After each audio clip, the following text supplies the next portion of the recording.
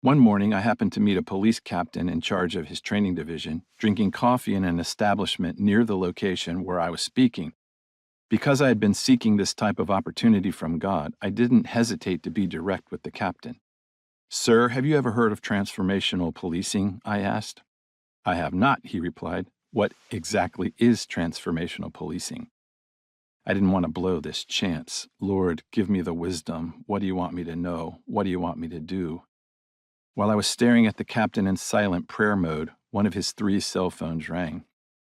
When the captain ended his phone call, he sighed heavily and said, "I've got a busy day ahead of me, so if you want to explain something to me, I've only got a couple of minutes." I was nervous. I hesitated. The word Shema came to mind.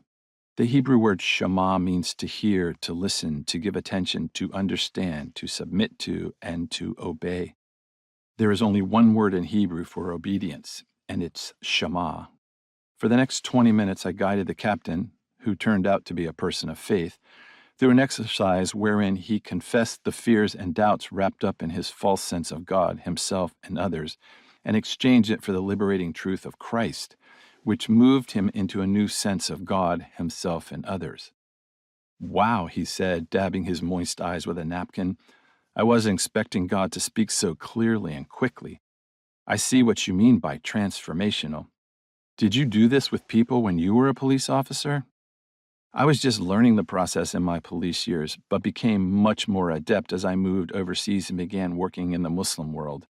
It takes significant time and superior discipleship.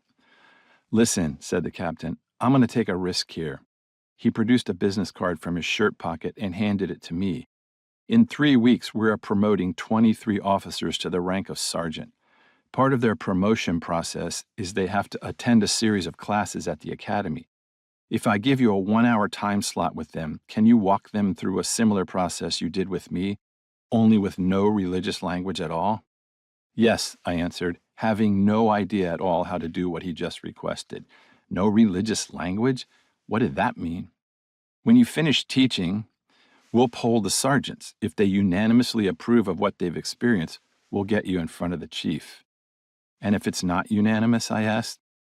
The captain stood and smiled. "Well then, at the very least, we obeyed what we believe we heard the Lord say this morning. You and the Lord blessed me greatly this morning. Thank you. My assistant will contact you. See you in 3 weeks." For the next 3 weeks, I fasted, prayed, and studied. What exactly was I supposed to say to 23 seasoned police officers in an academy class where no religious terminology was permitted? My prayer became, "Lord, show me a way to teach your truth in a new and fresh way, appropriate to my audience, that will allow these officers to experience your presence in such a way as to amaze them. Speak, Lord, your servant is listening. Shema."